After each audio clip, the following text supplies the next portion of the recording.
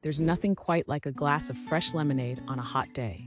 To make this refreshing drink, start by juicing about 6 to 8 lemons until you have 1 cup of lemon juice. In a pitcher, combine the lemon juice with 1 cup of sugar, adjusting to taste, and stir until the sugar is dissolved. Then, add 6 cups of cold water and mix well. Feel free to add some lemon slices for extra flair. Next, fill glasses with ice and pour the lemonade over the ice. Stir gently and garnish with a lemon slice. Voila, you have a delicious and thirst-quenching lemonade ready to enjoy.